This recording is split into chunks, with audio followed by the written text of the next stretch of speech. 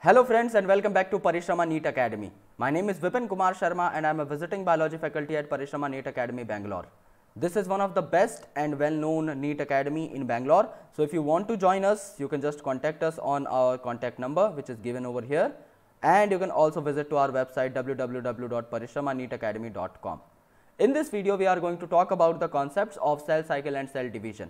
This chapter is very important from examinations point of view, and we will try our level best to complete this whole chapter within a time span of 1.5 to 2 hours. It means that in the coming 2 hours, you will be conceptualizing each and everything related to cell cycle and cell division, and you can easily implement those concepts in your NEET 2020 exam to get more better marks. Alright, so let's start. So cell cycle and cell division is very important chapter, but before starting this, it becomes very important for us to know that why the cells divide. Okay, what is the need of division? Okay, or what is the motto of division?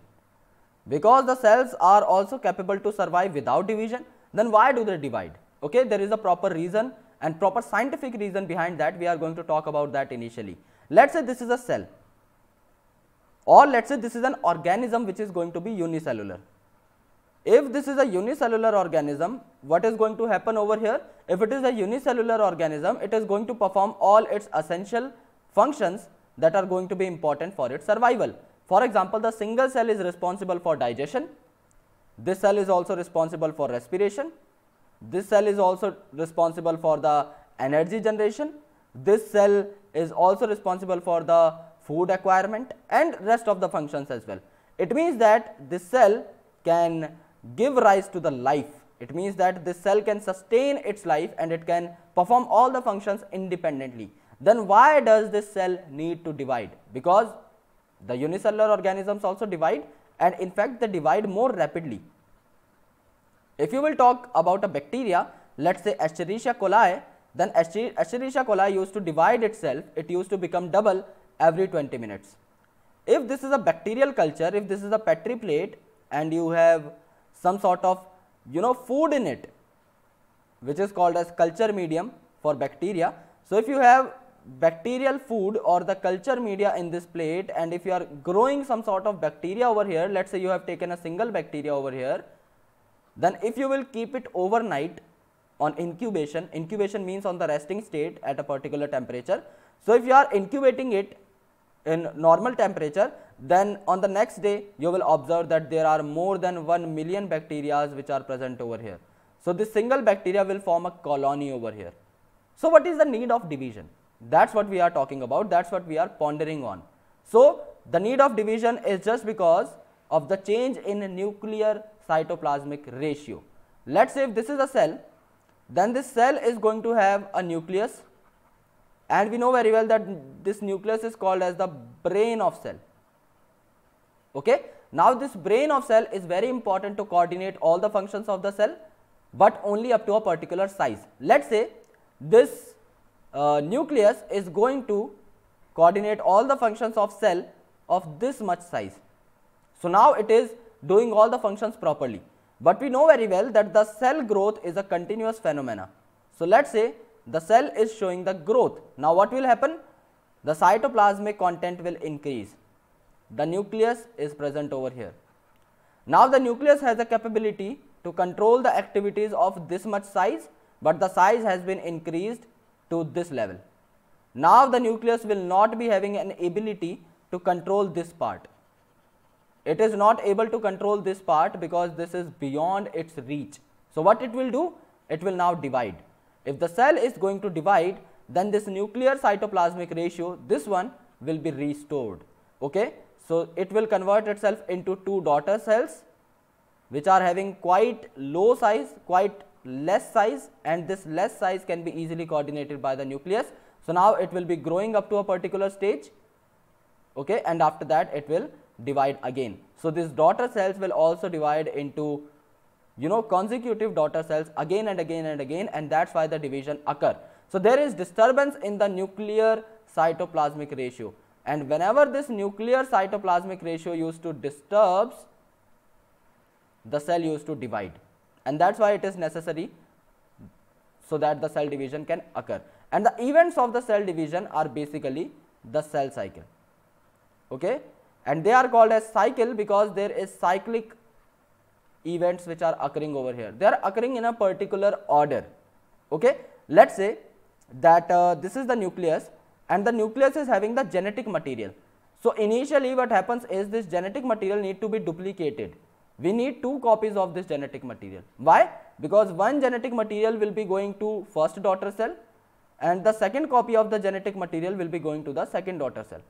So it becomes very important to duplicate this genetic material initially.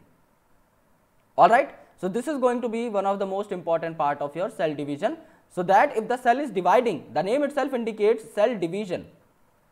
So if the cell is dividing, it becomes very important to segregate the organelles in both the daughter cells in an equal manner. So all the components of cell will divide themselves, they will become double, and after that half of the organelles will go to daughter cell number 1 and half of the organelles will go to daughter cell number 2. Let's say that there are 2 brothers, Sonu and Monu, okay, and they are going to bifurcate the things in an house. Let's say this is the house. In this house, they are bifurcating the things into 2. So this portion of the house is having a window and this portion of a house is having a chimney. Now for equal division, they need to bifurcate the house from center. So what they are going to do? They are going to form a window over here and they are going to form a chimney over here. So this is called as the preparation. Before the active cell division, before the division of organelles into the daughter cell, it becomes very important to prepare for that, so that half of the things can be sent to every daughter cell. Similarly, if this is your DNA, this DNA can only reach one daughter cell. So what is our motto now? Our motto is to replicate this DNA. If the DNA is getting replicated, we have 2 copies right now. One copy will go to the daughter cell number 1 and second copy will go to the daughter cell number 2. So that we can have both the cells with intact genome, with intact genetic material, so that both of the daughter cells can survive independently as well as they can perform all the essential functions of their life. Because we know very well that this DNA is the blueprint of life. It is the blueprint of life. It gives us the instructions. What proteins are need to be formed in your body, that is obviously told by the blueprint, that is DNA. So DNA is very, very crucial and important for the survival. So intact genomes need to go to each and every daughter cell, which is done by the cell division process. So now let's understand each and everything in detail. Cell division is very important process in all living organisms. The cell division is occurring in all living organisms without any exception. Even if it is a Monera or the bacteria, it is going to have cell division, and even it is an animal or the animalia, it is also going to have cell division. We know very well that our body started forming by a single cell diploid zygote. When the male and female gamete has fused, it has formed a single celled diploid zygote, and this diploid zygote used to form billions and trillions of cells in case of human beings. In humans, billions of cells are formed and around 200 different type of cells are present. So all those 200 different type of cells are present here are formed from the single zygote. That is just because of the cell division. This single celled zygote used to divide itself thousands of times to form billions of cells. Okay? So during the division of cell, the DNA replication and cell growth also take place. The cell growth is essential and it is done in the continuous manner. Growth is something that is obviously increasing the mass of the cell and it is a continuous process. Okay? It can't stop.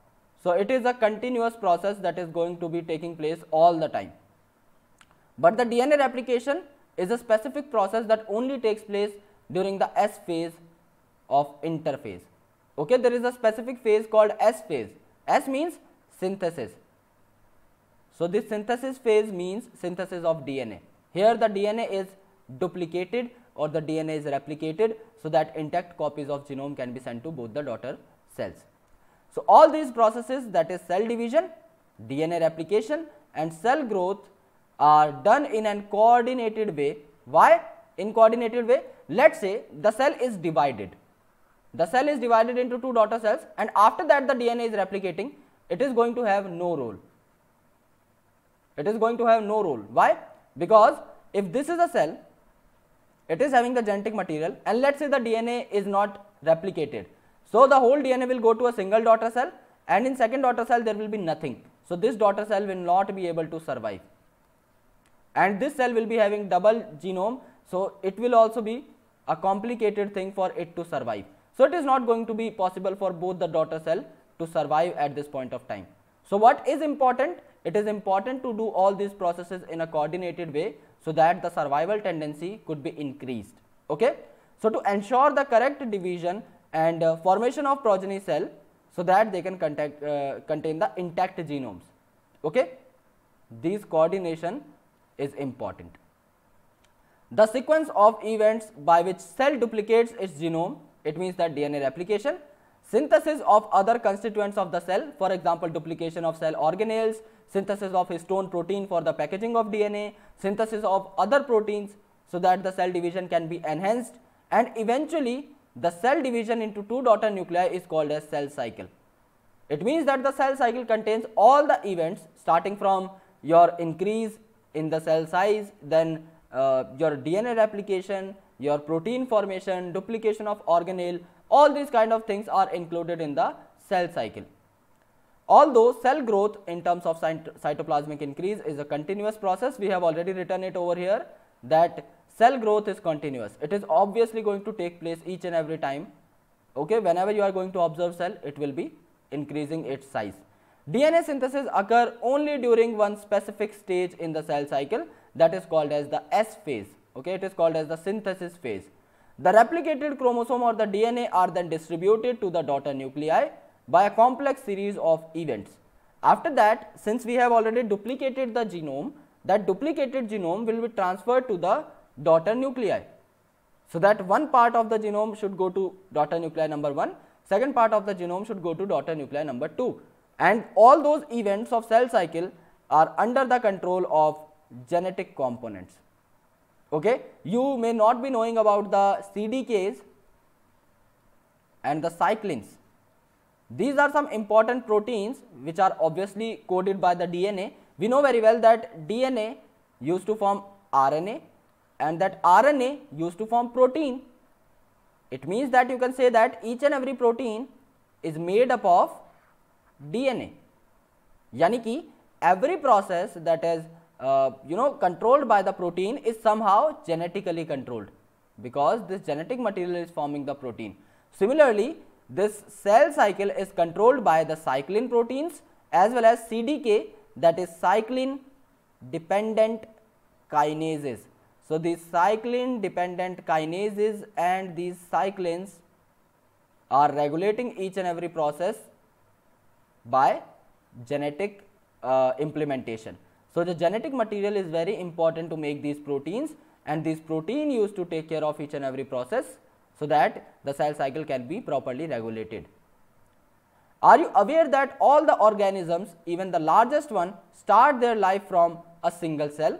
Obviously we know that, and that single cell is called as zygote.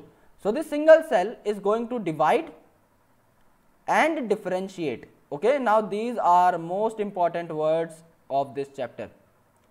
Differentiate. Divide means they are going to duplicate themselves. For example, this is one cell. This one cell will be getting converted into 2. These 2 cells are getting converted into 4, and these 4 cells are getting converted into 8, and so on. This is the division, and in this particular case this is mitosis, because the whole body of human beings is formed up of diploid cells and the zygote is also diploid. So formation of the diploid cell from diploid is via mitosis, or any cell division where the ploidy level is unchanged, it is called as mitosis, because mitosis is the equational division.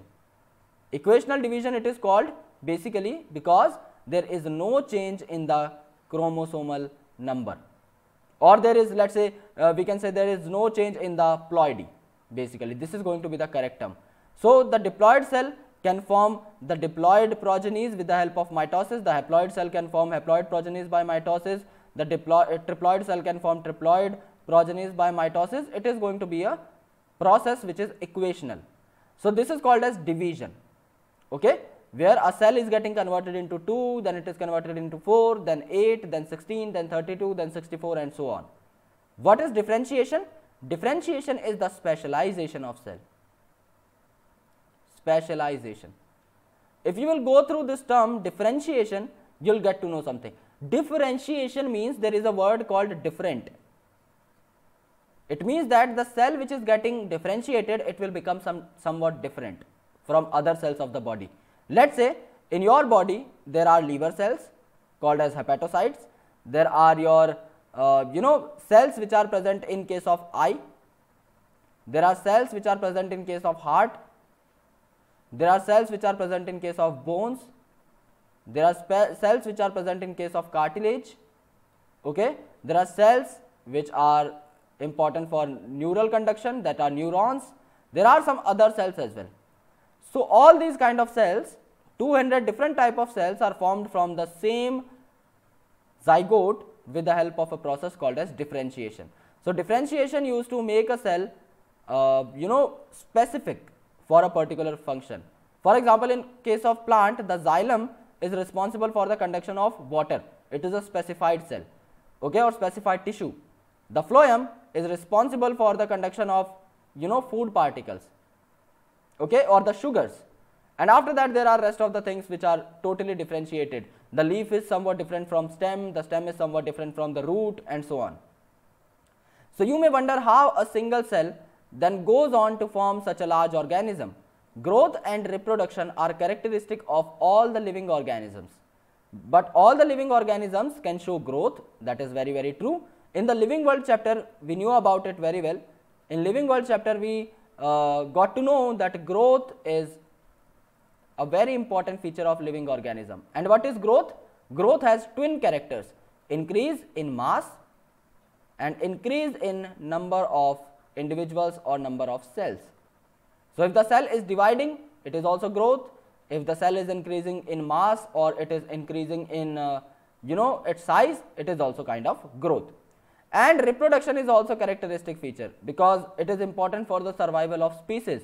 If the humans will stop reproducing, they will not be able to go to the next generation and they will not be able to carry it forward. Okay? So after some years we will be extinct. So that's why, to prevent ourselves from getting extinct, reproduction is the most important part.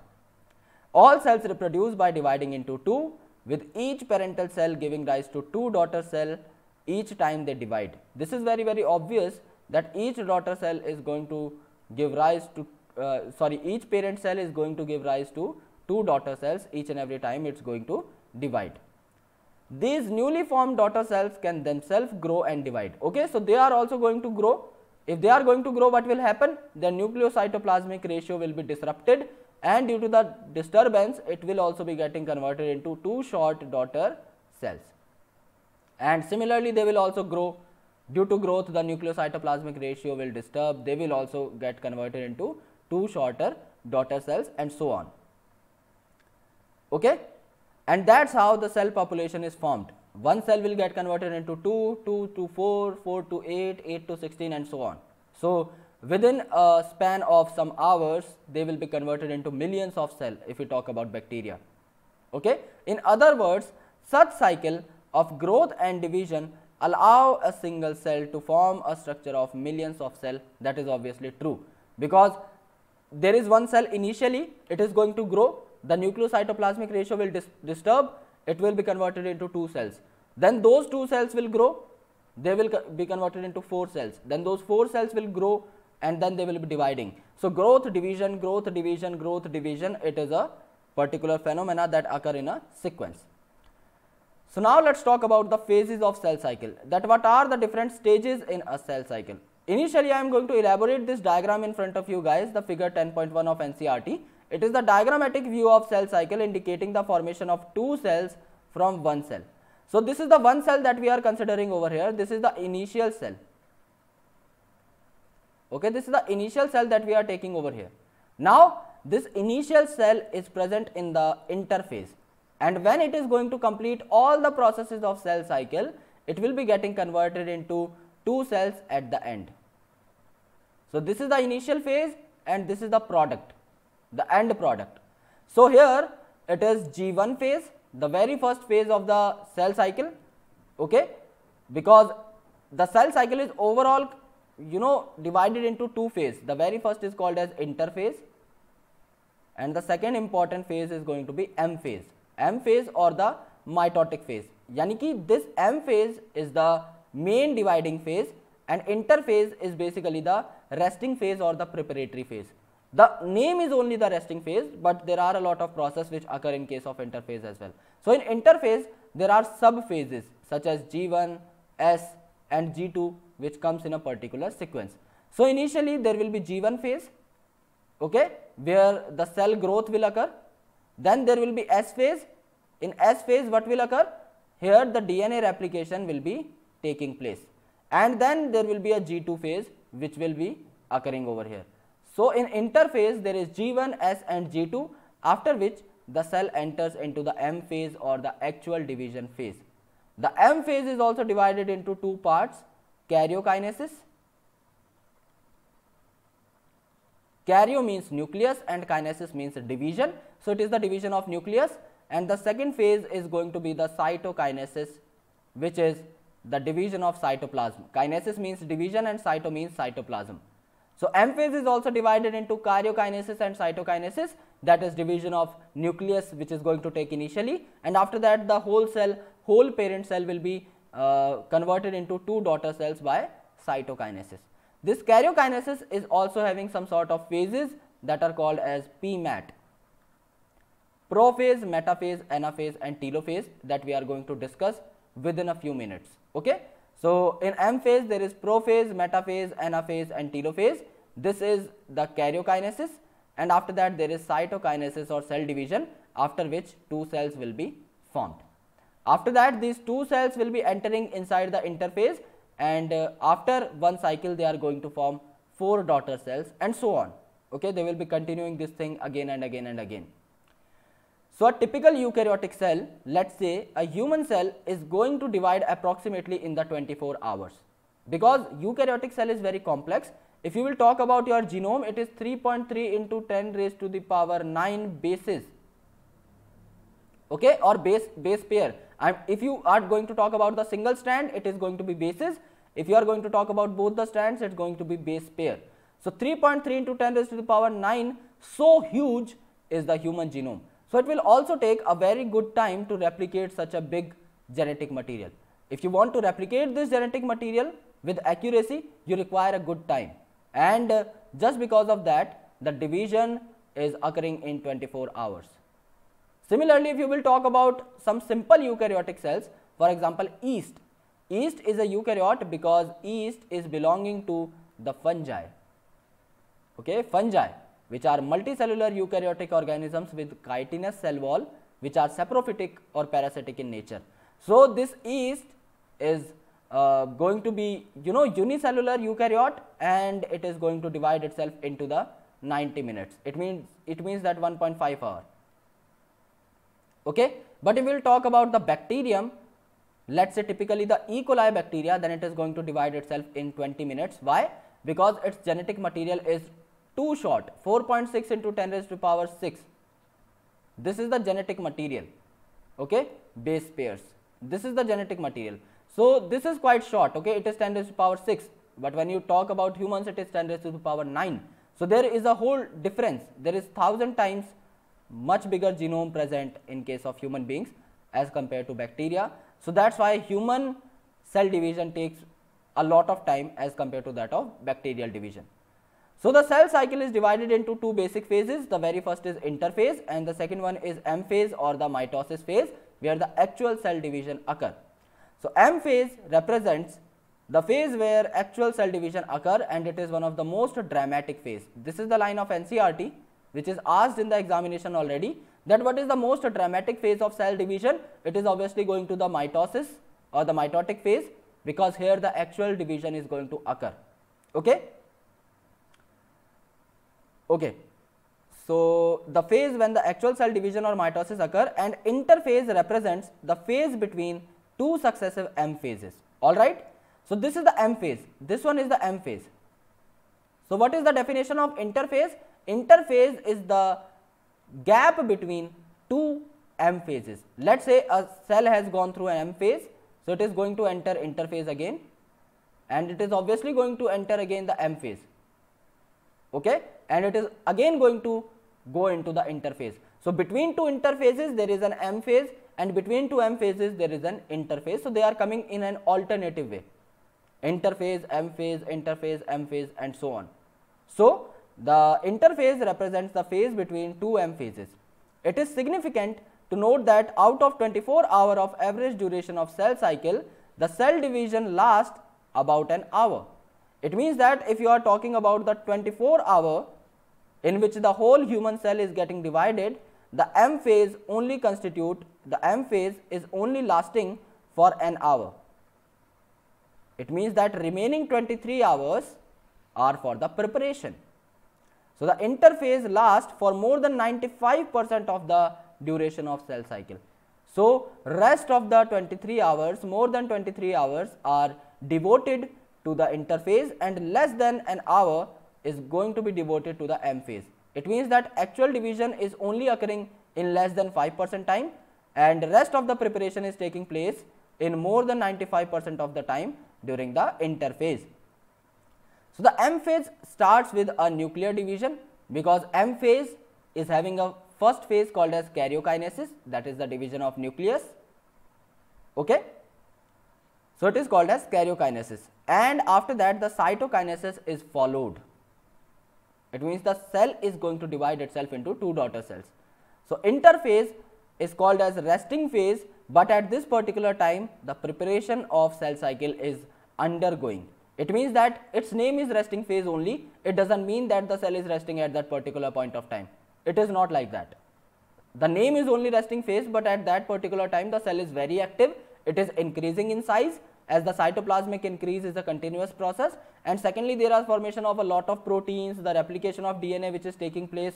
So there are a lot of processes which are occurring during the interphase, okay. For example, the cell growth is growing continuously, okay. The DNA replication is also taking place in an orderly manner.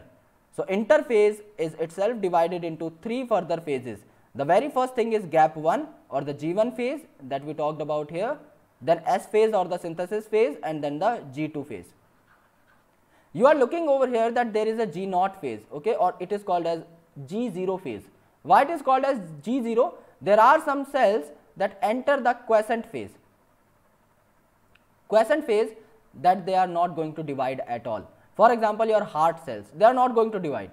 For example, some important cells which only divide in case of injury, so they will normally be in the quiescent phase, but when they are induced to divide, they can easily divide again, okay. When they are induced to do so, they can get out of the G0 phase and they can again enter into G1. After that they will go to S, G2, and then M phase. So that's why there is a circular arrow which is shown over here, that the cells can also exit the G1 and they can also enter the G1 depending upon the case, all right.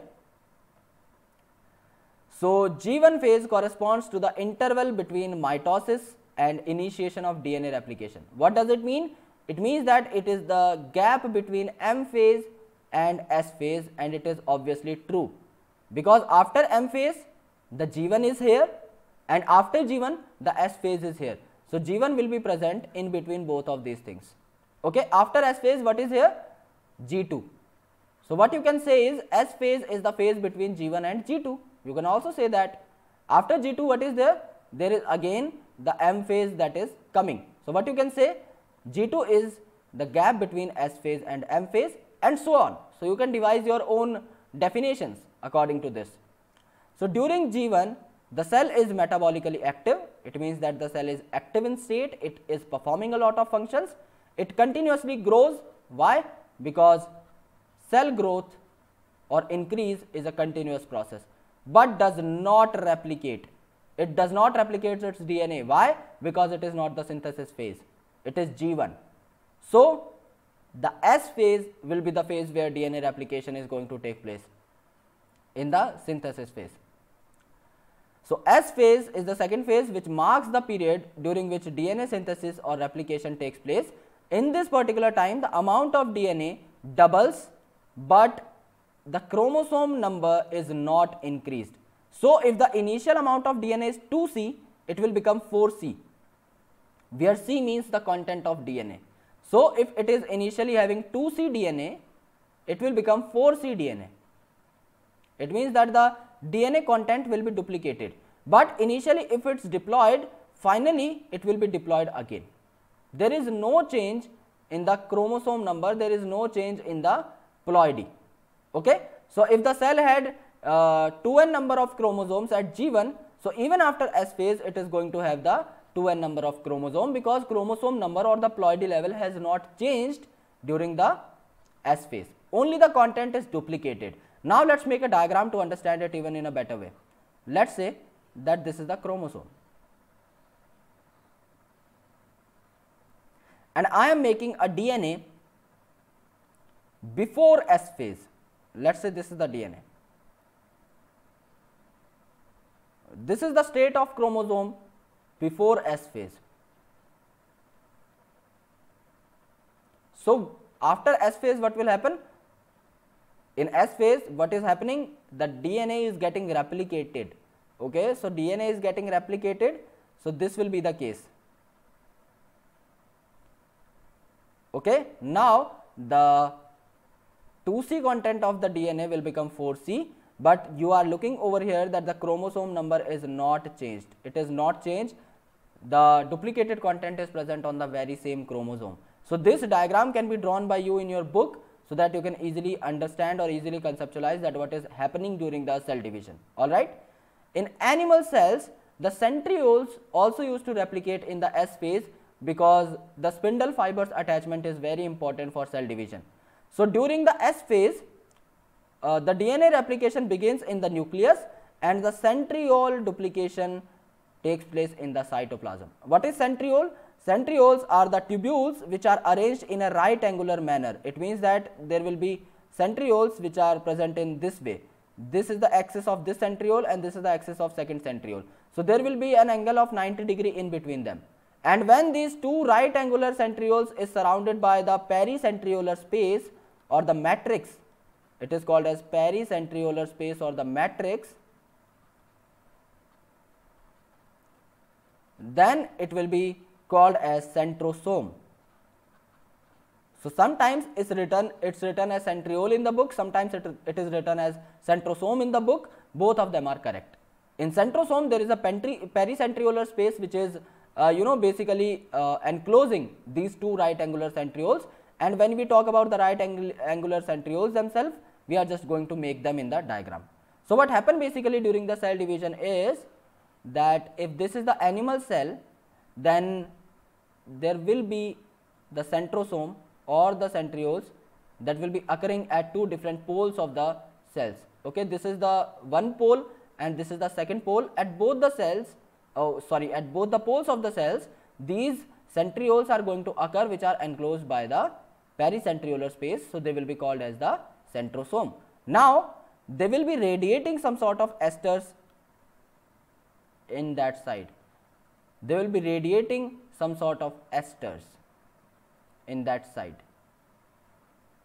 Okay, so that's why in case of animal cells the cell division is called as estral division. Estral because the centrioles are present and ester formation occurs. In case of plants, there is no such things present, because we know very well from the cell chapter that plants lack centrioles. Plant doesn't have centrioles, so it is not going to be present in case of plants. So here the anestral cell division will occur. Okay, so in animals there is estral cell division, and since the esters are present on both the poles of a cell, so in animals it is often called as the amphiestral cell division. It is also called as the amphiestral cell division. Alright. So here during the G2 phase the proteins are synthesized. So what happens in the S phase? The centrioles and the DNA is duplicated. After that in G2 some proteins are synthesized, for example the histone proteins for the packaging of this DNA, okay, and the preparation for mitosis, while cell growth continues. Cell growth is a continuous process, so it will be continuing in each and every phase. Okay, so there is a question that is given in NCERT that name the location of tissues having the ability to divide their whole life, and this is asked in the reference of plants. So in case of plants, there are meristem that used to divide whole life. Okay, there are meristems. There are primary meristems which are going to form the primary plant body, that is the apical meristem, and intercalary meristem. Intercalary meristem is responsible for the regrowth of parts which are already taken by the grazing herbivorous animals. If there are some grazing goats or if there are some grazing cows, they are going to eat some sort of superficial parts of the grasses. But you know very well that the grass used to regrow themselves at a very good rate, that is just because of the intercalary meristem. And in apical meristem, there is root apical meristem that will be growing the root, and there is shoot apical meristem that will be growing the shoot. Okay, and after that there are secondary meristem which are very important for the lateral growth. So that's why they are called as the lateral meristem or the secondary meristem, that will be helpful in the secondary growth. Okay, so this is about the interphase, your G1 phase, G2 phase and the S phase. In G1 phase the cell is growing, in S phase the centrioles and the DNA are getting duplicated, and at G2 phase some proteins are synthesized and the cell is obviously growing.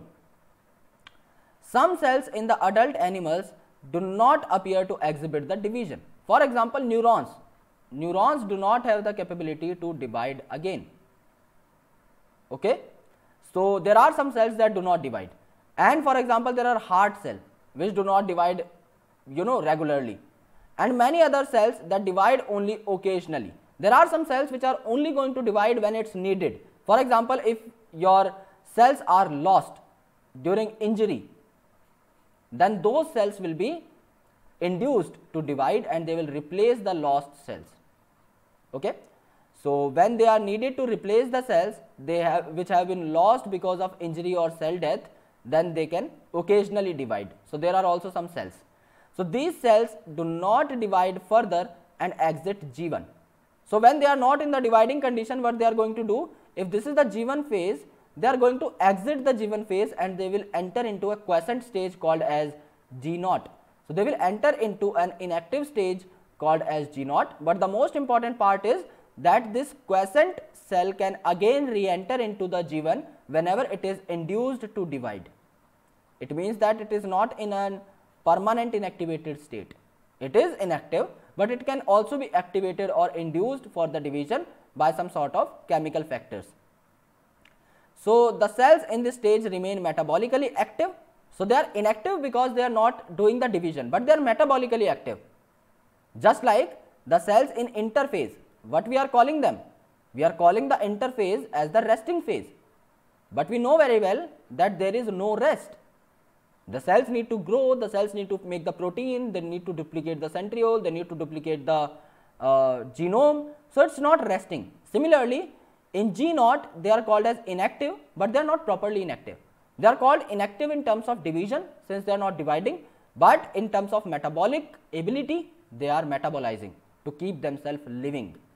Okay, but they no longer proliferate. It means that they are inactive in case of division. They are not activating themselves to divide. Okay, but when they are told to do so, when they are induced to divide, they can also divide. In animals, the mitotic cell division is only seen in diploid somatic cells. In our body, we are not haploid in nature, so we know very well that in case of animals, the diploid zygote is going to form all the diploid somatic cells of the body. That can only be done by the equational division or mitosis. So it will be done in our body. Okay, but when we talk about plant, then plant can form haploid plant body as well as they can form the diploid plant body. So in case of plants, both haploid and diploid cells used to show mitosis. For example, in case of bryophyte, the main plant body is haploid. In bryophyte, you know very well that the main plant body is gametophytic. So that gametophytic body is formed by the division of haploid cell. And in case of complex plants such as angiosperms, the body is diploid, that is sporophytic. So to make the sporophytic body, the diploid zygote is going to divide by mitosis to form the diploid plant. So in case of plant, both haploid and diploid cells used to go through this particular division to make the whole plant body. Now let's talk about the M phase. We already discussed about the interphase. Now let's talk about the M phase, which is the most dramatic phase in case of cell division. Why it is called as the most dramatic phase? Because here the actual division is occurring. Here the actual nuclear division or the actual cytoplasmic division takes place, and there is reorganization of all the components of cell. Why reorganization occur? Let's say this is the cell, this is the parent cell. Let's say this parent cell have 250 mitochondria. This cell have 120 chloroplast. This cell is having duplicated genome, and this cell is having 500 proteins, let's say, and all of these things should be divided. So there will be reorganization. From this 500 proteins, 250 will go to this side, 250 will go to this side. So there is reorganization of protein. Out of this 250 mitochondria, there will be 125 mitochondria that will be coming to that place, because it is nearly equal, okay. 1-2 mitochondria can be shuffled depending upon the case.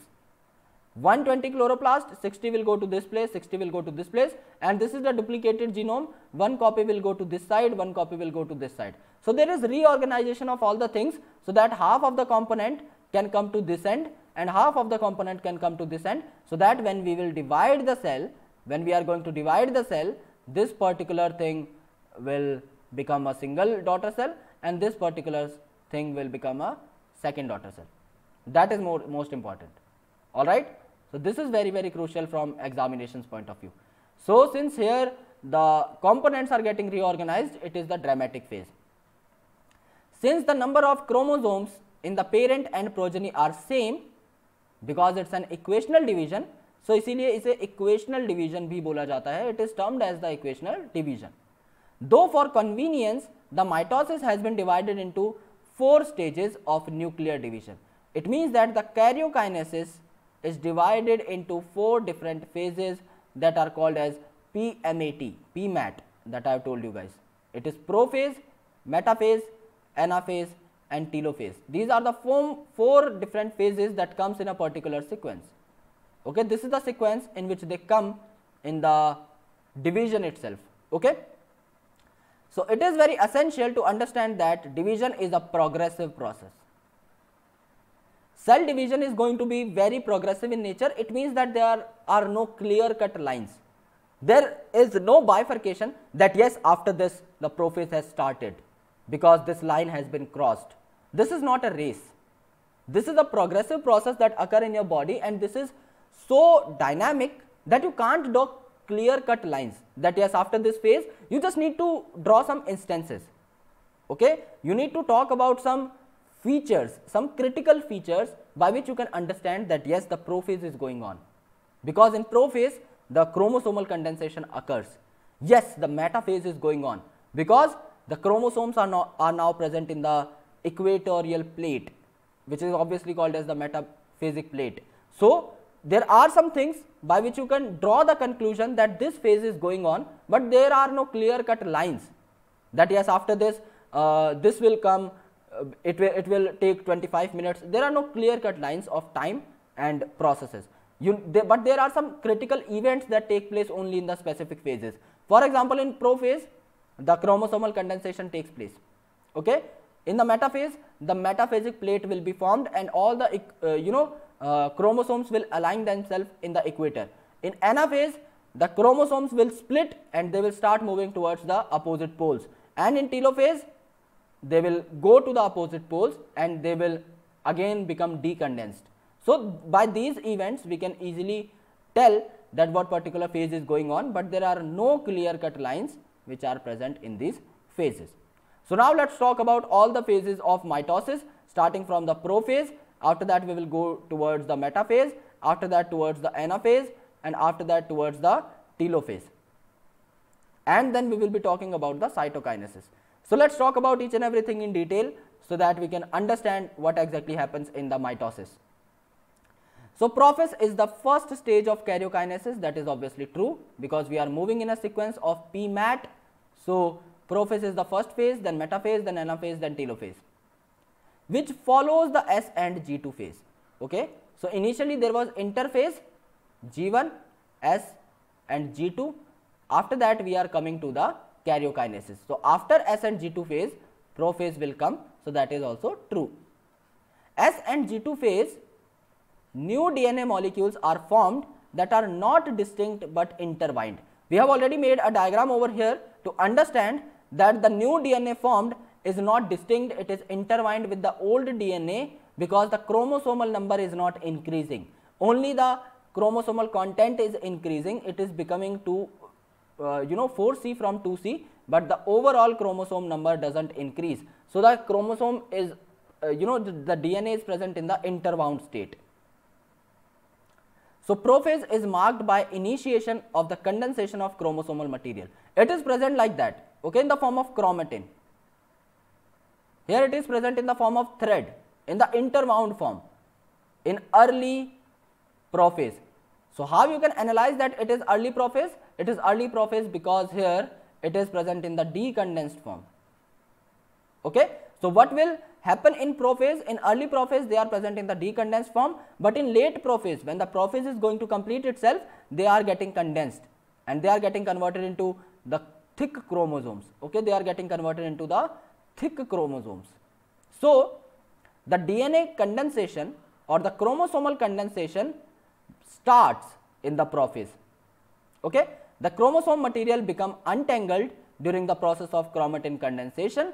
The centrosome, which has undergone duplication during the S phase of interphase, now begin to move towards the opposite poles. It means that in S phase, you know very well what was duplicated. In S phase your DNA was duplicated, and secondly the centrioles are duplicated, which is forming the centrosome.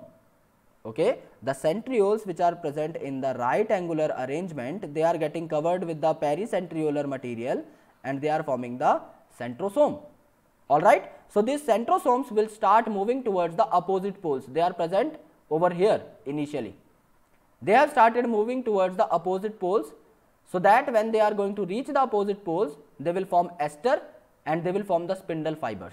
Okay, so the two things that happens in prophase is, firstly the chromosomal material started condensing, so there is condensation of chromosomal material. Second, the centrosomes will start moving towards the opposite pole only in case of animals, because you know very well that the plants do not have these centrioles. Okay, so the completion of prophase is thus marked by the following characteristics. What will be the characteristics of prophase? Firstly, all the organelles will be vanished. You will not be able to see any organelle in this particular thing. When the prophase is going to complete itself, all the organelles will be vanished, the nuclear envelope will be deteriorated, and the nucleolus will also be deteriorated. That will come back in telophase. So prophase and telophase are opposite to each other in this particular fashion. Prophase में ये सारी चीजें गायब हो जाती हैं, all the things will vanish in prophase, but they will come back during the telophase in case of mitosis. Okay, so chromosomal material condenses to form the compact mitotic chromosome. Initially it was decondensed, it has started condensing during the prophase. Chromosomes are seen to be composed of two attached to the centromere. If this is the centromere, then there will be arrangement like this in the chromosome.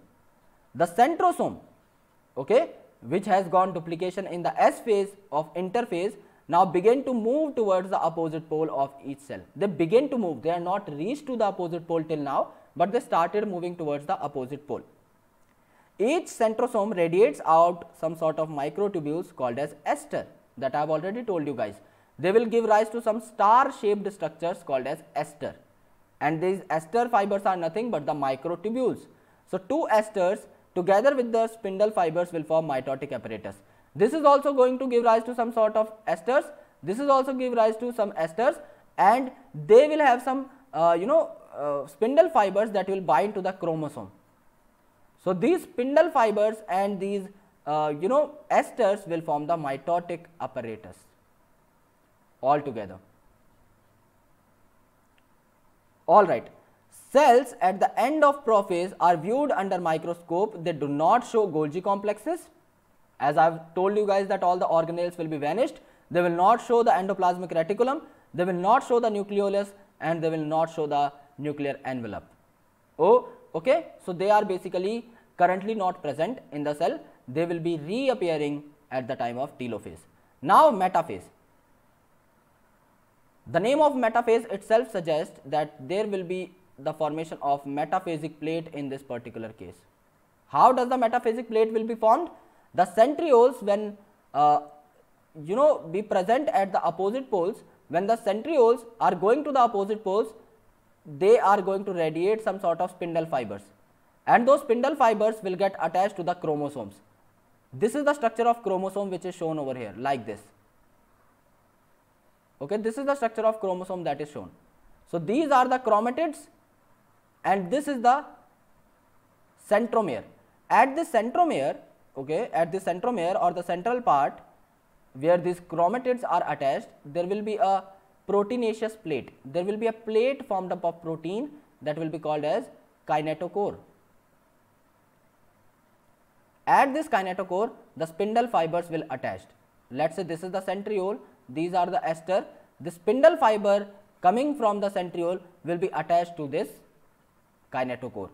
Okay, see here, this is the kinetochore, this is the spindle fiber which is attaching it to the centriole.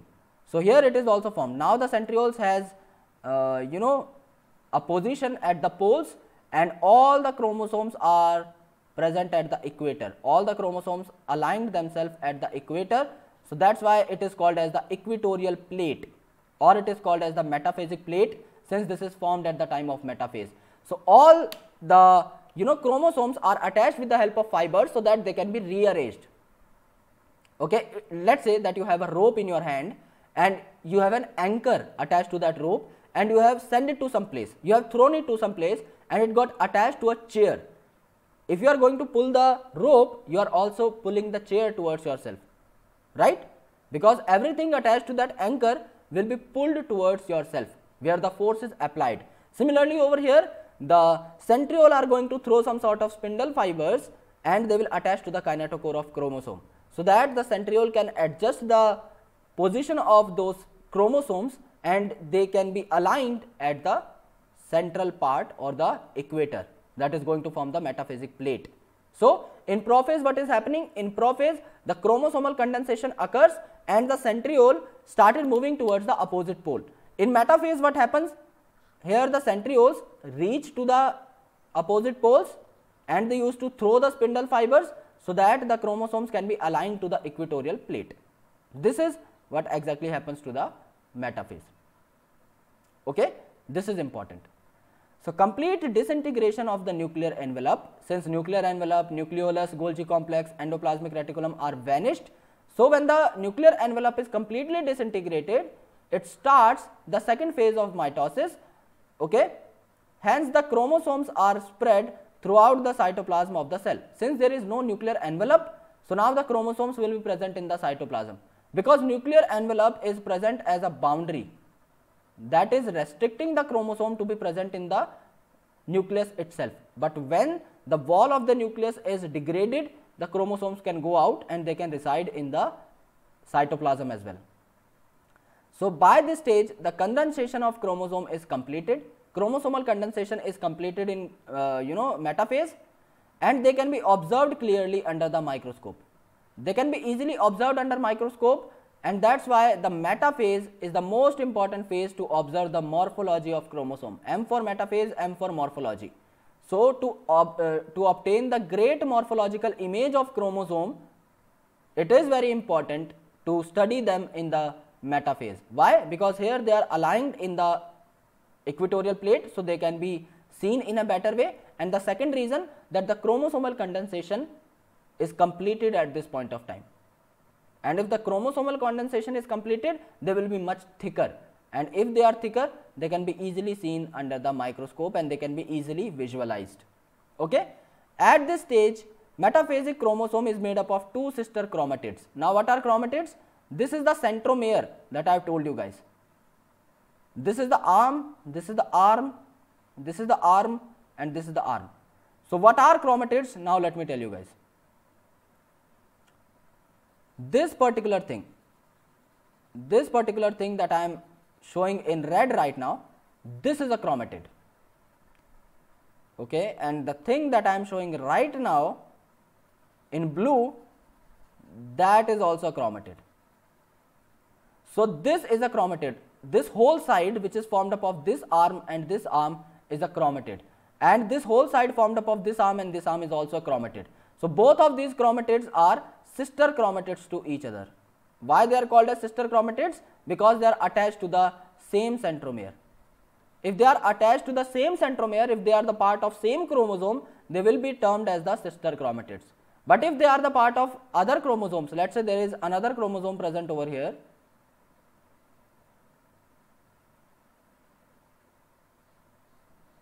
and this chromosome is homologous to this one. If both of these chromosomes are homologous chromosome, we'll let you know about what homologous chromosome is. If these chromosomes are homologous chromosome, then these two will be called as non-sister chromatids. So sister chromatids means attached to the same centromere, but non-sister chromatids means attached to the opposite centromeres in homologous chromosomes. Okay? So that is the difference. So at the metaphase, this chromosome is having two sister chromatids. It means that 1 and 2, they are held together by the centromere. This is the part from where they are held together, so it is correct. Small disc shaped structure is present over here, and this disc shaped structure is called as what? It is formed up of protein and it is called as the kinetochore. We already discussed about that. So disc shaped structure at the surface of centromere is called as kinetochore. These structures serve as the site of attachment of spindle fiber. It means that the spindle fiber are going to attach at this particular disc shaped structure, okay, to the chromosome that are moved into position at the center of the cell. So the kinetochore is attached to the spindle fiber so that the spindle fiber can arrange its position and can get it to the equatorial plate. Hence metaphase is characterized by the chromosomes coming and lying at the equator, okay. So one chromatid of each chromosome is connected by its own kinetochore to the spindle fiber of one pole. It means that if this is the chromosome arranged in the equator, then this kinetochore is attached to this pole, upper pole, and this chromatid of the chromosome is attached to this pole. Similarly, the upper chromatid of this chromosome is attached to the upper pole, the lower chromatid of this chromosome is attached to the lower pole, and so on. So each chromosome is having two chromatids, and every chromatid is attached to a single pole only. So that in the next phase, half of the chromosome can go upward and half of the chromosome can go downward, okay, and the karyokinesis can occur.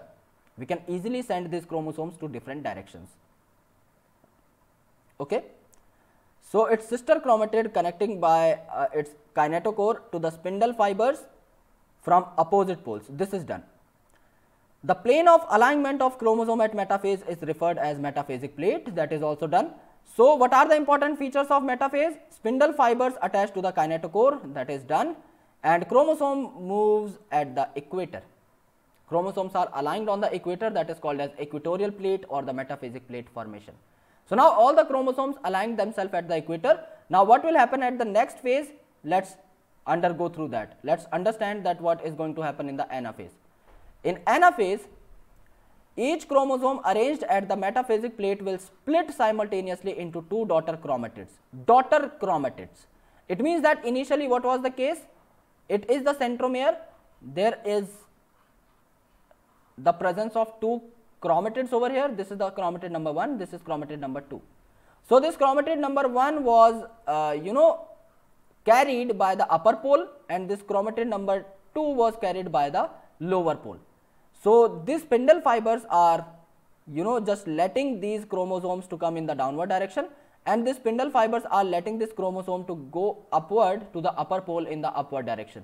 So this is the kinetochore by which they are pulled upwards. So the centromere is present at the apical part towards the pole, okay. Here all the centromeres are working as head, they are working as the driver of the vehicle because they are close to the poles, and the arms are trailing behind. The arms are working as a passenger who are sitting in the back seat of the cab, and the centromere is working as a driver. So the centromere is leading the path and the arms are present behind. Now what happened in this particular phase is, if this is the metaphasic chromosome, what happen over here is, it is attached to the upper pole via spindle fiber, it is attached to the lower pole. What happen is, this centromere will split, this centromere will be torn, okay, it will be divided into two parts, and when this centromere will be divided into two parts, the upper chromatid will go to this pole, the lower chromatid will go to this pole. So in anaphase what happen is, the centromere will split and the chromatids will separate. Okay, so the centromere splittens and the chromatid separation occur in this particular time, now referred to as daughter chromosomes of the future daughter nuclei. It means that this chromatid is now called as the daughter chromosome, because when it is going to enter into the daughter cell, it will obviously replicate and it will form a complete chromosome in the daughter cell. So they begin their migration towards two opposite pole in case of anaphase. Each chromosome move away from the equatorial plate. The centromere of each chromosome is directed towards the pole. We know very well that the centromeres are present towards the poles, as they are acting as the driver of the cab, and thus it is called as the leading part or the leading edge. The arms are trailing behind, it means that working as a passenger of the cab which are sitting on the back side of the car. Thus anaphase stage is characterized by, here what happen is, the centromere split, due to which the chromatids are separated. So chromatids are separated. Second, the chromatids started moving towards the opposite pole and they will reach to the opposite pole quite soon. Here it is called as telophase. Now what is telophase? At the beginning of the final stage of karyokinesis, it is the final stage of karyokinesis, right? It was PMAT. We already talked about prophase, where chromosome condensation occurs and the centrosome go towards the opposite pole. In metaphase, metaphasic plate is formed. In anaphase, the centromere is splitted and the chromatids were separated. In the telophase, now it is the last phase, where all the organelles, the nuclear envelope, the nucleolus will come back. They will be reappeared. So that is telophase. The chromosome have reached to their respective poles. In anaphase, they started moving towards the opposite pole, right? But here they reached their respective poles. They decondense. Initially they were present in the form of chromosome, they used to decondense and they used to lose their individuality. The individual chromosome can no longer be seen, since chromosomes are very compact structures. Now they are decondensed. So they will be present as the diffused mass. These condensed chromosomes cannot be seen in telophase. So each set of chromatin material tend to collect at each two poles. This is the chromatin material which is diffused and it is present in the opposite poles. So what is the telophase? How you can recognize the telophase? Chromosome clusters at opposite pole and their identity is lost. Chromosomes used to go to the opposite poles and after that they are decondensed. The nuclear envelope develops. Initially if you will talk about the prophase, then in prophase the nuclear envelope is getting regressed, okay, it is getting vanished, okay, you can't see nuclear envelope over here, it is getting vanished in this case. But when you talk about the telophase, the nuclear envelope has reappeared, okay. Then the nucleolus, Golgi complex and ER, which are also vanished in case of prophase, they are also coming back at the time of telophase. So this was about the karyokinesis, that how the nuclear division take place. But now you need to do is cytokinesis. Now you need to convert this single mother cell into two daughter cells. So if you are going to divide the cytoplasm, this will become daughter cell number 1 and this will become daughter cell number 2. So let's see that how the cytokinesis occurs. Cyto means cytoplasm and kinesis means division. It means that in this particular phase, the cell will be divided into two daughter cells as shown in this particular diagram. Mitosis accomplishes not only the segregation of duplicated chromosome into daughter nuclei, it means that the M phase is having karyokinesis, but it is also having cytokinesis, where the cell itself got divided into two daughter cells by separation of cytoplasm. All right. So in animal cells, what happen is, it is achieved by the appearance of a furrow in the plasma membrane. The furrow gradually deepens and ultimately it joins the center, dividing the cytoplasm into two. What happens in the animal cell is, let's say if this is the animal cell, here there will be furrow formation which is started from the terminus. Okay, from the periphery the furrow formation will start. What happen is, this furrow will gradually become deeper.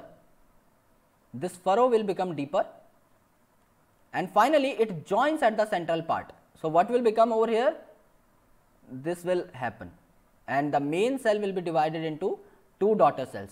So, in case of animal cell, the furrow formation occurs. This is the method of cytokinesis in case of animal, but in case of plant cell it cannot be done, because the furrow formation can only be taking place if there is plasma membrane, but in case of plants there is a cell wall which is also present in the outer side of plasma membrane or in the outer side of cell membrane. So, here they undergo cytokinesis by a different mechanism. Since the furrow can't take place, as they have inextensible cell wall, it can't be extended to such a great form. We know very well that cell wall is quite rigid in case of plants. So, it will not let it happen to form the furrow. In plant cell, the wall formation starts in the center of the cell and grow outward. So, if this is the plant cell, what happen is, it is going to have some sort of material which will accumulate itself at the center. These are going to be regressed part of ER and GC. Your Golgi complex and your ER will be having some parts which are not utilized earlier. So, those non-utilized part will come to the center and they will start growing in both the ends. Okay? So, they will grow in both the ends and they will meet the existing lateral walls. It means that they will grow and they will reach to the lateral walls, so that the whole cell can be divided into two cells. Okay? The formation of new cell wall begins with the formation of simple precursor called cell plate. Okay? So, this formation is called as cell plate, or it is scientifically called as phragmoplast. Phragmoplast. So, the phragmoplastic cytokinesis takes place in case of plant, but the furrow formation takes place in case of animals. Okay? So, the cell plate represents the middle lamella between the walls of two adjacent cells. So, it is working as a middle lamella which is formed up of calcium pactate. In generally it is formed up of calcium or magnesium pactate. Here it is working as that middle lamella. At the time of cytoplasmic division, organelles like mitochondria and plastids get distributed. As I have already told you that all the organelles that are duplicated, they will be going to both the daughter cells. In some organisms, karyokinesis is not followed by cytokinesis. It means that the division of nucleus occur, but the cytokinesis does not occur. So, now this single cell is having two nucleus. So, it is called as multinucleated condition, or basically the syncytium, as it is present in the endosperm of coconut. So, when you are going to see the endosperm of coconut, it is going to have multinucleated syncytium condition, because here the karyokinesis occur, the nucleus is dividing again and again and again, but the cell is not dividing. So, there will be the presence of many nucleus inside a single cell. Now, let us talk about the significance of mitosis, that why the mitosis is important. It is an equational division. It means that if you want to start your life from single cell zygote, you can form billions of cells of your body just by the mitosis. So, it is restricted to the diploid organisms only.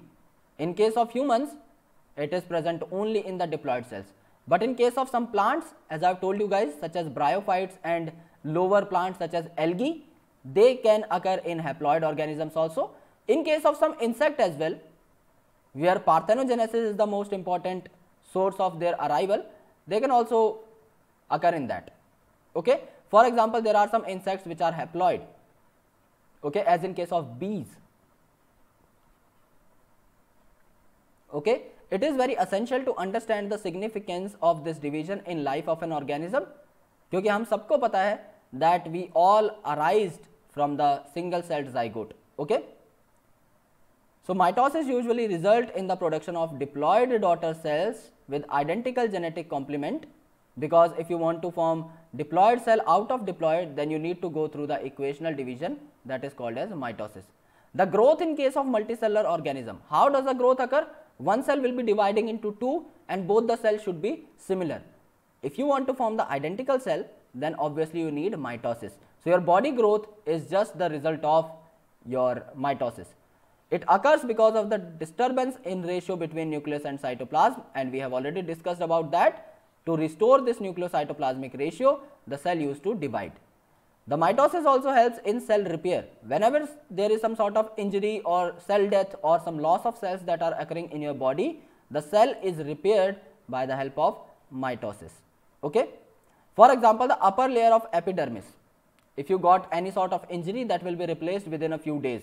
The lining of gut, which is excoriated by HCl, highly acidic HCl, that is also changed within 1 week or within 2 weeks. It is changed regularly. The blood cells are having limited lifespan, for example 120 days for your RBC, so that is also replaced after that. So all these cells are continuously being made and replaced in your body, that is just because of the mitosis. So mitotic divisions in the meristematic tissue, that is apical meristem and lateral meristem, in case of plant also provide them the continuous growth. The apical meristem are present in root, called as root apical meristem, which will grow the root in size, and shoot apical meristem will increase the shoot length or the stem length. Lateral meristem will help in the secondary growth, as it will increase the girth of the plant in lateral directions. So that's why it is called as the lateral cambium. Alright. So this is about the mitosis, and I hope that you understand mitosis very well. Now we are going to talk about the meiosis in detail, and I hope that you are going to understand that as well. So let's talk about meiosis now, guys. We are already, in an urge to complete this topic so that we can complete this whole chapter in least time possible. So what is meiosis? As the mitosis was called as equational division, where you can make a diploid cell from a diploid cell, or you can make an haploid cell from an haploid cell. The meiosis is basically called as a reductional division. Okay. Why it is called as reductional division? This word itself suggests about this. Reduction means decrease. So here you are going to decrease the number of chromosome by half. Okay. For example, if there is an diploid organism or a diploid cell that is undergoing meiosis, it will be converted into haploid cells. If there will be a tetraploid cell, that will be converted into a diploid cell. If there is a haploid cell, that will not be converted into n by 2, because this organism will not be able to survive at all. Okay. So there is no haploid cell that can show the meiosis. Why? Because whole genetic material is responsible for formation of all the proteins that you require. So let's say if only this part of the DNA goes into your body and this part doesn't go into your body, so out of the 30,000 proteins that are present in your body, you will be able to synthesize, let's say 10 to 15,000 only. So even if you are having abnormality in a single protein that will cause a lot of diseases, you are not having 15,000 protein in this case, you will not be able to survive at all. So there is no such case which is seen. So the meiosis doesn't occur in haploid organism, that is a surety. Okay. It can form the haploid cell out of diploid, it can form diploid cell out of tetraploid, and so on. So that's why it is called as reductional division, as it reduces the amount of chromosome up to half. Now here the divisions are going to be taken into two different phases. Okay. There is meiosis 1 and there is meiosis 2. So the mitosis was single, but here there is meiosis 1 and there is meiosis 2. So what happened is, the DNA used to replicate itself only a single time, but the cell division is taking place twice, once in meiosis 1 and once in meiosis 2. So you can easily decipher the outcomes. Let's say about the mitosis. In mitosis, what we have read? In mitosis we read that basically there was a cell which was having, let's say, C. This is the genome, it was having C. So it is duplicated, so it will become 2C. After that the M phase will occur and it will divide the cell into two components, so that both the daughters will contain 1C. So initially it was having 1C and finally also it was having 1C. So it is equational division. But in case of meiosis, what is happening over here is the DNA replication is taking place single time. So if it is 2C, it will become 4C after the DNA duplication. After meiosis 1, once the cell is duplicated, it will be converting itself into 2C, two daughter cells of 2C. and after that this 2C is also entering into the meiosis 2. So, that will be converted into 1C. It means that initially you have started with the content 2C, which is converted into 1C. So, content is half, but here the content is same. That is why the mitosis is called as equational division, and that is why the meiosis is called as reductional division, because there is only a single event of DNA replication, but there are two different events, that is meiosis 1 and meiosis 2 of the cell division. So, that is why it is basically the reductional division. So, the production of offspring by sexual reproduction includes the fusion of two gametes. We know that very well. We know about the process of fertilization. There will be a male gamete, there will be a female gamete, both of them are going to come together and they will fuse to make the diploid zygote. So, in case of sexual reproduction, the haploid gametes are required for the fusion process. So, how those haploid gametes are formed? The diploid gametic mother cell will be converted into haploid gametes with the help of meiosis process, and these haploid cells will then further fuse to form diploid zygote. Okay? So, this reduction in the chromosome number by half is the result of meiosis, which usually forms the haploid daughter cells. So, the kind of division is called as meiosis. Meiosis ensures the production of haploid phase in life cycle of sexual reproducing organisms, because we are like diploid organisms if we talk about human, but still human used to form haploid gametes, that is just because of the meiosis. And when two gametes will fuse together, they will again form the diploid zygote or the diploid phase. So, fertilization restores the diploid phase, whereas the haploid phase is taken care by the process of meiosis. Okay? So, meiosis involves what? It involves two sequential cycles of nucleus and cell division. It means that the cell is dividing itself two times. So, one cell will be dividing into two daughter cells and two daughters will be dividing into four daughter cells. So, at the end of the meiosis, 4 haploid cells will be got by you. If you have started with a diploid cell, diploid mother cell, then those diploid mother cells will be converted into 4 cells at the end of the day, which are going to be haploid in nature. So, these are called as meiosis 1 and meiosis 2, but there is only a single cycle of DNA replication. It means that DNA is replicating only once, but it is dividing, the cell is dividing twice. So, that is why we are getting haploid cell at the end of the day.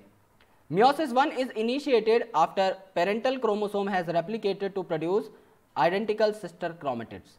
So, if the sister chromatids are formed, if the DNA has already duplicated, after that you can start the meiosis process. Meiosis involves the pairing of homologous chromosome. Now, what does this particular thing means and what is the meaning of homologous chromosome? We need to understand it very, very carefully. I have already told you guys about the sister chromatids and the non-sister chromatids, right? We are going to replicate that concept again over here, so that we can have a better analysis of what we were reading. Okay? So, let us talk about that. Alright. So, this was a centromere, and on that centromere there are 2 chromatids which are present. Okay? This is the chromatid number 1 and this is the chromatid number 2. This is the chromosome, and if there is a chromosome in the side of it, it will only be called as the homologous chromosome. It is going to have same genes on the same locus. So, what are homologous chromosome? They are going to have same genes on the same locus. Same locus means same position. Let us say this particular arm is having a gene of height, then this will also be having a gene of height. This will be having a height of gene of eye color. This will also be having eye color. This will having hair color. This will be having hair color. This will be having composition of anything. Let us say this will be having composition. So, if all the genes are present in the same sequence on the very same locus, then both of these chromosomes will be called as what? They are called as homologous chromosomes. So, this is a chromatid of homologous chromosome. This is also a chromatid. So, both of these are attached to the same centromere. They are present on the same chromosome. So, they will be sister chromatids. Similarly, these 2 chromatids will also be called as the sister chromatids.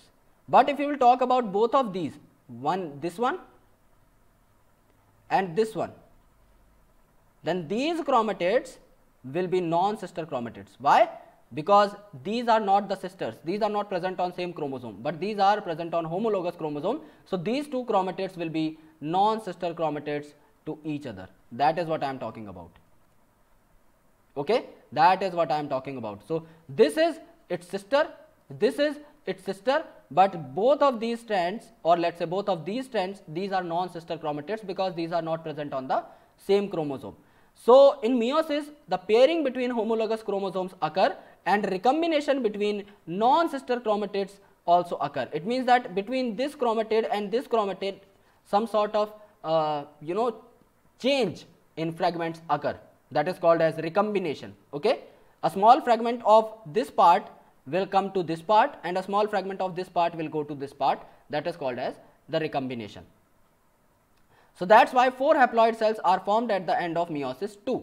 When this process is completed, 4 cells are generated, and all of them will be haploid, because we started with a diploid cell. So the meiosis I and meiosis II are the two different meiosis. Okay, this meiosis I is ideally the reductional division, and this meiosis II is basically similar to the mitosis that we have already gone through.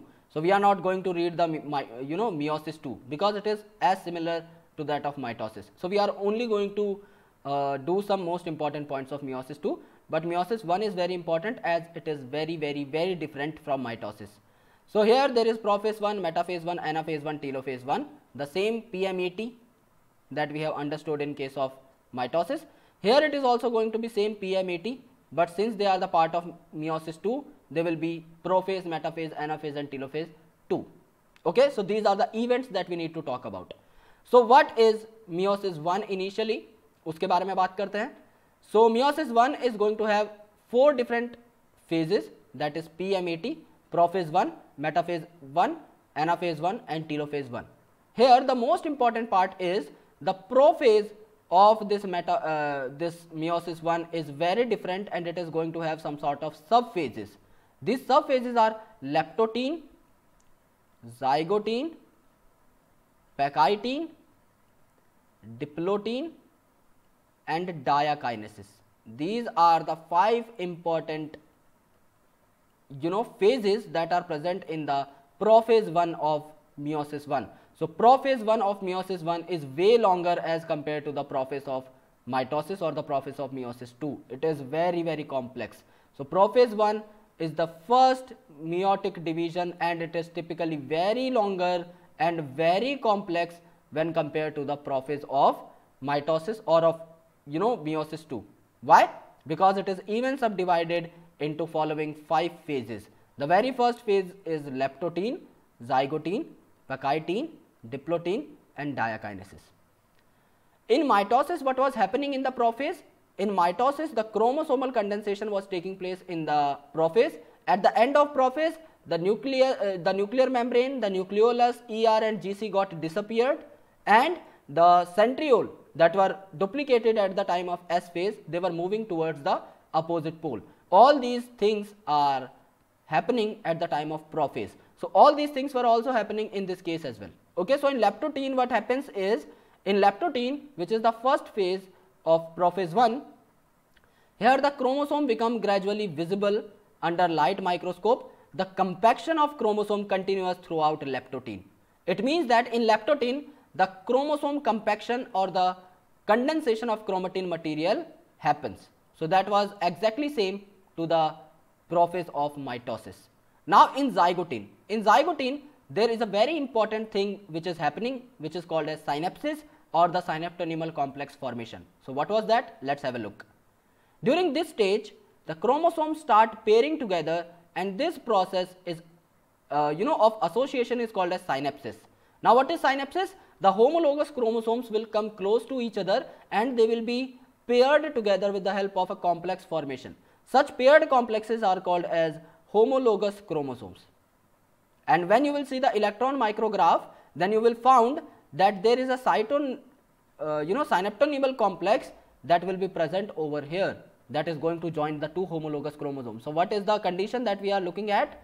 This is the single chromosome and this is its homologous chromosome. So at zygotene, what happen is, At zygotene, both of these chromosomes will be paired together, they will be joined together with the help of some proteins, with the help of some complex proteins called as synaptonymal complex proteins. So यहाँ पर आपका synaptonymal complex बन जाएगा. There will be the formation of synaptonymal complex in this particular place. Okay, and this association is called as synapsis, where the two homologous chromosomes are paired together. Now there will be a fragment change which will take place in this chromosomes. Okay, so synaptonymal complex has formed during the zygotene. The complex formed by the pair of synapsed homologous chromosomes is called as bivalent or tetrad. Now what do you mean by tetrad? There are 4 chromatids which are present in this particular case. 4 chromatids. This is chromatid number 1, this is chromatid number 2, both of these are sister chromatids. This is chromatid number 3, this is chromatid number 4, because now it is a aggregation. So we will count all these 4 chromatids. Since all the 4 chromatids are present together with the help of synaptonymal complex, it will be called as tetrad. Tetra means 4. And it is also called as bivalent. Bivalent because 2 chromosomes are present. Bi means 2 and valent means valency. It means that 2 chromosomes are paired together. So it is called as bivalent since there are 2 chromosomes, and it is called as tetrad because there are 4 chromatids. Okay. So this complex is going to be more clearly visible in the next stage, that is the pecitine. Okay. So the first 2 stages, that is leptotene and zygotene, are short lived, are comparatively small, but the pecitine is going to be much larger as compared to leptotene and zygotene. So during pecitine, what happens is 4 chromatid of each bivalent becomes distinct and clearly appears as tetrad. It means that these 4 chromatids which are called as tetrad, they are now clearly appeared in the pecitine. Okay. This stage is characterized by the appearance of recombination nodules. It means that now the recombination is going to take place in the pecitine. What is recombination? Re means again and combination means combining the fragments. It means that what is going to happen over here, let's take another marker so that we can elaborate it. Let's say this is the particular fragment of this chromatid, and this is a fragment of this chromatid. What happen is this fragment will go to this chromatid and this fragment will go to this chromatid. So there will be exchange of chromatid. How it will take place? How this exchange will be taking place? This exchange is taking place because there is an enzyme called recombinase which helps in this. Okay. What recombinase do? Recombinase basically do what? It used to cross these arms. These are the non-sister chromatids. Okay. These are the non-sister chromatids. These are the non-sister chromatids of homologous chromosome. These are the non-sister chromatids. They are present like this in the synaptonymal complex. What recombinase will do? Recombinase will cross them together. Okay, they will cross them together, and a short fragment of this non-sister chromatid will go to this arm, and a short fragment of this arm will go to this arm. So they will be crossed together. Okay, so the image will become like this. If this was the initial, like this, and this was the homologous chromosome, yeah. So they will be crossing each other like this, and there will be a fragment change. Okay, a small fragment of this chromosome will come to this chromosome, and a short fragment of second chromatid will come to this chromosome. So there is exchange of segments. That's why variability will be induced in case of meiosis. In mitosis, exactly same cells are produced, but in this case the variation is produced just because of recombination. So what is the ability of recombinase enzyme? Recombinase have cutting enzymes as well as joining enzymes. We know from biotechnology that the cutting enzymes are called as endonucleases. Endonuclease. Endo means inside and nuclease simply means the enzyme that are going to cut the nucleic acid. It means that if this is the DNA which is present in that chromosome, that will be cleaved, that will be chopped by this enzyme endonuclease, and this fragment which is taken from here will be joined to the other part. It will be joined to some other part with the help of an enzyme called as ligase. So that's why this endonuclease is called as molecular scissor, as it is going to cut the fragment, and this ligase is called as molecular glue because it is going to glue or it is going to stick the fragments with some other fragments. Okay. So that's how the recombination basically takes place. Okay. So recombination nodules are the sites at which crossing over occurs between non-sister chromatids of homologous chromosome. It means that where the two non-sister chromatids of homologous chromosomes interact, the site is going to be called as recombination nodule. This will be called as the recombination nodule, where both of these sites are crossing each other. Okay. So crossing over is the exchange of genetic material between two homologous chromosomes. So crossing over is also an enzyme mediated process, and enzyme here is recombinase. What recombinase is going to do? Recombinase is going to recombine the genetic material of two chromosomes with the help of endonuclease and ligase, which is not given in NCERT. So I'll recommend you guys that you should write the names of these two enzymes that I have told you right now. Recombination between homologous chromosome is completed by the end of pachytene. Okay, so the recombination is taking place in the pachytene itself, leaving the chromosome linked at site of crossing over, means the chromosomes are present just like that. The recombination occurred, but the chromosomes are not separated in pachytene, it is present the way it is. Okay, so that is about the pachytene. Now the beginning of diplotin is recognized by the dissolution of synaptonemal complex. It means that this red colored synaptonemal complex, which was attaching these two homologous chromosomes together, it is going to be dissolved now. Okay, it is going to be dissolved now, and the tendency of recombined homologous chromosome of the bivalent to separate from each other except the site of crossovers, means the X-shaped structure which was formed, okay, the crossover that was formed between the two non-sister chromatids, except that all the chromosomal parts will be dissolved. It means that the two homologous chromosomes will be separated from each other, but the places where recombination has taken place, that part is currently aggregated to each other, that is not dissolved till now. So these X-shaped structures are called as chiasmata. So this is called as chiasmata. In oocyte, that is in the egg cells of some vertebrates including human beings, the diplotin is very long. It may take some years as well. Okay. The final stage of the meiotic prophase 1 is diakinesis. What happens in diakinesis is that this chiasmata is terminalized. Okay, this chiasmata is also separated so that the two homologous chromosomes can be totally separated from each other. So in diakinesis, the termination of chiasmata occur, and the chromosomes are fully condensed. Because we are talking about prophase, here the chromosome condensation will take place. The mitotic spindle is assembled because there are also the centrosomes which are present. So by the end of diakinesis, the nucleolus disappears and the nuclear envelope also breaks down, and the ERGC is also not present. Okay, so diakinesis is the last phase of prophase. After that, you are going to come towards the metaphase. In metaphase, what was happening in mitosis? The equatorial plate is formed, but here in this case the equatorial plate will be formed as well, but there are two metaphasic plates which are formed. Okay, and the microtubule from the opposite poles are attaching spindle fiber to the kinetochore, just like that in mitosis. So what happened in case of meiosis 1 is, in meiosis 1 what happened till now is, in prophase 1 there is leptotin where chromosome condensation has occurred. In zygotine there is synapse which occurred. So in these homologous chromosomes there will be some proteins which are joining them together. So synaptonemal complex is formed. In pachytene the crossing over will occur. Okay, in pachytene the crossing over will occur. In diplotin the synaptonemal complex will be dissolved, but this X-shaped chiasmata is present as it is. And in case of diakinesis, the last phase, this X-shaped chiasmata is also terminalized. So the two chromosomes will separate and they will form two separate metaphasic plates, just like this. This is the prophase 1.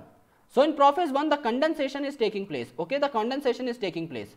In metaphase 1 what is happening? In metaphase 1 these centrioles are attached to the kinetochores via spindle fibers, but there are two metaphasic plates are formed. Okay, In mitosis there is one metaphasic plate, but in case of meiosis 1 there are two metaphasic plates which are formed. Okay, these are the homologous chromosomes which are separated after the terminalization of chiasmata. Now this whole chromosome will go to the opposite pole in anaphase 1. In anaphase 1, this whole chromosome with 4 arms will go to the opposite poles. 4 arms means both the chromatids will go to the same pole. Initially what was happening in case of mitosis, the centromere is getting splitted and the chromatid arms are moving towards the opposite direction. But here what is happening, the whole chromosome is going towards the same pole. This chromosome is going to upward pole, this one to the downward. Okay. And then at telophase 1 you are seeing that the nuclear envelope reappeared, and this is, you know, in the condensed state. This is not decondensed. In case of mitosis they are decondensed after the telophase, but here they are not decondensed. Why? Because they need to enter in the meiosis 2. If they are decondensed, then इनको दोबारा से condense करना पड़ेगा. They need to be condensed again if they got decondensed. So that's why what is happening over here in telophase 1, they are not getting decondensed, they are present in the tight form. Okay, they are present in the condensed form as they need to go towards the meiosis 2. So in anaphase 1 what happens is the homologous chromosomes separate. Homologous chromosomes which were separated by the terminalization of chiasmata, they are going to separate, while the sister chromatids remain associated. They are not separated this time because the whole chromosome is going towards the opposite poles. In telophase 1 what happens is nuclear membrane and nucleolus reappear as shown in the diagram. Cytokinesis follows. It means that the cell division will occur. This is called dyad of cells. Why dyad? Because in tetrad, what was happening in tetrad, the 4 chromatids are present, but in dyad what will be happening? In dyad only 2 chromatids will be present. What was going to the same pole? This whole chromosome was going to the same pole which was having 2 chromatids, so it was called as dyad. Okay. Although many cases chromosomes do not undergo dispersion, they do not reach the extremely extended state. Why? Because they need to enter into the meiosis 2, so they always be in the condensed state. So this phase is called as interkinesis. Inter means in between.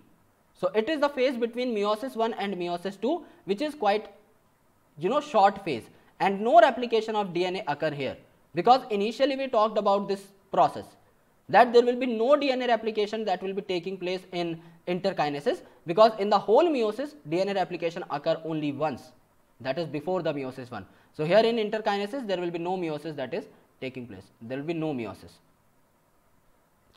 So meiosis 2, it is similar to the mitosis in all the aspects. It is very similar to the mitosis, that's why it is also equational division.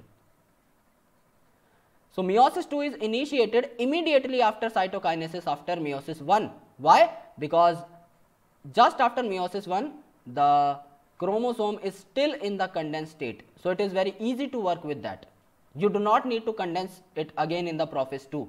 Okay. So usually before the chromosome has fully elongated shape, it is, you know, entering into the prophase 2. So in contrast to meiosis 1, meiosis 2 resembles the normal mitosis. Okay, that's why it is equational division. So nuclear membrane disappears by the end of prophase 2 and the chromosomes again become compact. Even if there is some sort of non-compactness, it will be again compacted. In metaphase 2 what was happening? The chromosomes align at the equator at the metaphasic plate, okay, and they are attached by the spindle fibers to the centriole. Now at anaphase 2 what was happening? The splitting of centromere will occur.